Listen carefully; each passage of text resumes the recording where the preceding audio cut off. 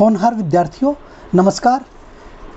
विद्यार्थियों, आप एक बात से सहमत होंगे, आपके मन की बात कह रहा हूँ कि इन तारीखों को यानी दिनांकों को, डेट्स को, कुछ आंकड़े यानी डाटा को याद करने में थोड़ा सा कठिनाई होती है। पर मैं आपको एक सलाह देना चाहूँगा कि यदि हम इन डेट्स को और डाटा को लिंक करके, जोड़ तोड़ करके, लिंक करके याद करें तो काफ़ी डाटा हमें याद हो सकते हैं। और इन डाटा के साथ साथ, इन डेट्स के साथ साथ, इन तारीखों के साथ साथ हम अन्य शानी बातें भी आसानी से याद रख सकते हैं। और संभव है कि हो सकता है कि आप अगली पीढ़ी को भी रोचकता से सिखाएं। तो आइए कुछ बातें आपस में सीख लें हम। मुझे याद है, मेरा एक प्रिय दोस्त यानी फास्ट फ्रेंड सन 1987 से तम्बाकू चबाना शुरू कर दिया था उसने। कब से? 1987 से। तम्बाकू खाया नहीं जाता, तम्बाकू चबाना शुरू कर दिया था उसने। परंतु अभी 31 मई को ना, मैंने बड़े प्यार से, स्नेहपूर्ण तरीके से उसको आग्रह किया तो उसने तम्बाकू खाना छोड़ दिया। उसके समझ में आ गई कि 50 वर्ष के बाद बच्चों के लिए जीवन जीना ज़्यादा अहम होता है ना। और उसने सौगंध ले ली और असल में संकल्प ले लिया, वो नहीं खाता है। अरे, जीवन जीना आ गया। जीवन शब्द सुनते ही मुझे इस वृत्तांत से अनेक बातें याद आ गई। देखिए, WHO है ना, जो विश्व स्वास्थ्य संगठन, ये संयुक्त राष्ट्र संघ का एक स्पेशलाइज्ड एजेंसी है। ये लोगों का स्वास्थ्य और जान बचाती है, स्वास्थ्य और जान बचाती है। और जान से आप याद रखें कि WHO का जो हेडक्वार्टर, मुख्यालय है, वो कहाँ है? स्विट्जरलैंड के जेनेवा में। WHO जान बचाता है, हेडक्वार्टर जेनेवा, स्विट्जरलैंड में। और मुझे 1987 और 31 मई से भी बातें याद आ गई। 1987 से जब से इस दोस्त ने तम्बाकू खाना शुरू किया था, मैं देख रहा हूँ कि WHO ने सन 1987 से ही 31 मई को प्रतिवर्ष विश्व तम्बाकू निषेध दिवस अर्थात no tobacco day, world no tobacco day के रूप में मना रहे हैं। ये धन्यवाद मेरे दोस्त, कम से कम आपने 31 मई को ही तम्बाकू से पिंडो छुटायो, ताकि ये बहाने माने ये तारीख भी याद होगी, 31 मई, no world no tobacco day. Okay, मेरे निवेदन पर इस दोस्त ने दूसरे ही दिन एक बात और शुरू कर दी। 31 मई को तो तम्बाकू छोड़ा, दूसरे ही दिन भैंस और गाय का दूध पीना शुरू कर दिया, यानी 1 जून से। अब पूरे परिवार में चैन, पूरा चैन है। अरे, 1 जून से तो मुझे याद आया कि 20 वर्ष पहले से, अर्थात 2001 से, जो खाद्य एवं कृषि संगठन है, फूड एंड एग्रीकल्चर ऑर्गेनाइजेशन, ये भी यूएनओ की स्पेशलाइज्ड एजेंसी है, 1 जून से 20 वर्ष से यानी 2001 से विश्व दुग्ध दिवस अर्थात वर्ल्ड मिल्क डे के रूप में मनाया जा रहा है इस FAO द्वारा।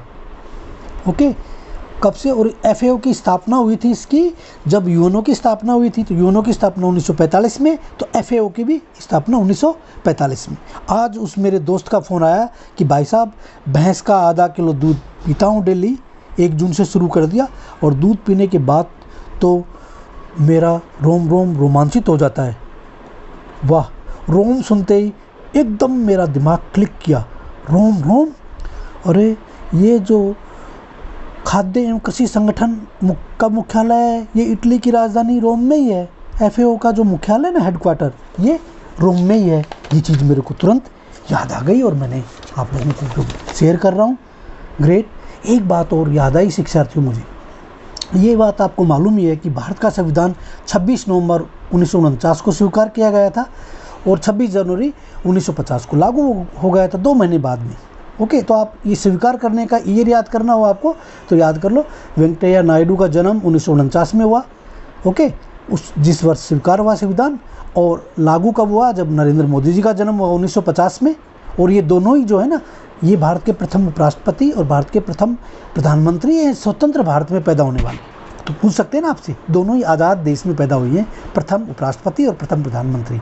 ओके, तो 26 नवंबर को हम संविधान दिवस के रूप में 2015 से मना रहे हैं ना। कब से? 2015 से। अरे, 26 नवंबर से तो मुझे एक बात और याद आई कि 26 नवंबर को ही 2014 से राष्ट्रीय दुग्ध दिवस अर्थात नेशनल मिल्क डे मनाया जा रहा है भारत में। ऐसा क्यों?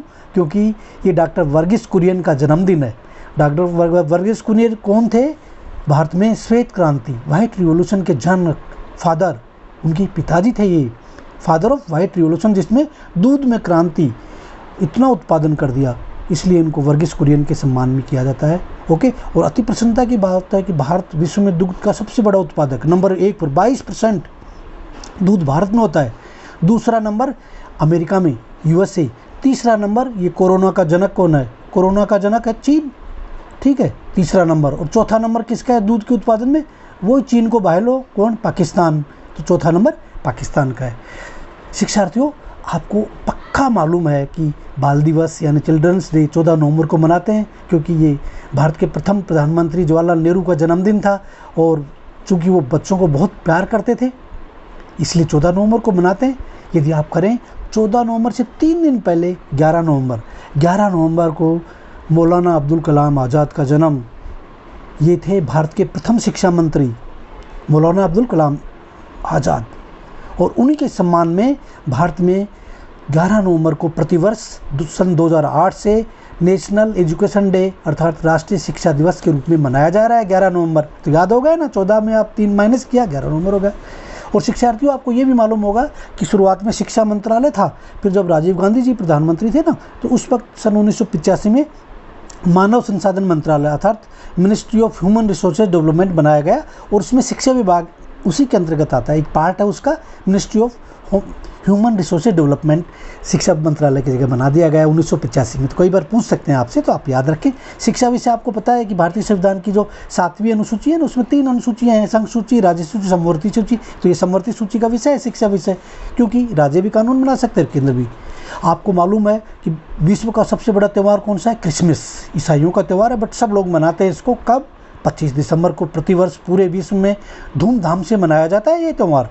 अरे 25 दिसंबर से तो याद आया मुझे कि सन 1924 में 25 दिसंबर के दिन ही तो अटल बिहारी वाजपेयी जी का जन्म हुआ था। 1924 में 25 दिसंबर के दिन भारत के 3 बार प्रधानमंत्री रहे हैं प्रधानमंत्री जी हमारे अटल बिहारी जी। वे बड़े अच्छे और कुशल प्रशासक थे, इसीलिए तो भारत सरकार ने जो ही मोदी जी की गवर्नमेंट आई थी 2014 में, 26 मई 2014 को शपथ ले ली थी, तो उसी साल 2014 से 25 दिसंबर को प्रतिवर्ष, क्योंकि अच्छे प्रशासक थे तो उनके सम्मान में 25 दिसंबर को गुड गवर्नेंस डे अर्थात सुशासन दिवस के रूप में मनाया जाता है। ये गुड गवर्नेंस डे 25 दिसंबर। और मुझे 1924 से याद आया कि 1924 जिस वर्ष अटल बिहारी जी का जन्म हुआ था, उसी वर्ष क्या हुआ था? भारतीय राष्ट्रीय कांग्रेस का अधिवेशन हुआ था बेलगांव, कर्नाटका में। कहाँ? बेलगांव में अधिवेशन हुआ, तो उसकी अध्यक्षता की थी महात्मा गांधी जी ने। महात्मा गांधी जी ने एकमात्र अधिवेशन की ही अध्यक्षता की थी, और वो अधिवेशन हुआ था सन 1924 में कर्नाटक के बेलगांव में। शिक्षार्थियों, इन बातों को याद रखो अच्छी तरह। हाँ, 25 दिसंबर से आप ये भी कर सकते हो कि मदन मोहन मालवीय जी का भी जन्मदिन 25 दिसंबर को, ये 1861 में, कोई सेम रविन्द्रनाथ टैगोर का 1861, उनका भी 1861। आप 1861 को ऐसे कर सकते हो, 1961 में गोवा पुर्तगाल से आज़ाद हुआ 100 वर्ष पहले। तो मदन मोहन मालवीय ये जी वही हैं जिन्होंने बनारस हिंदू विश्वविद्यालय की स्थापना की थी। थैंक्स।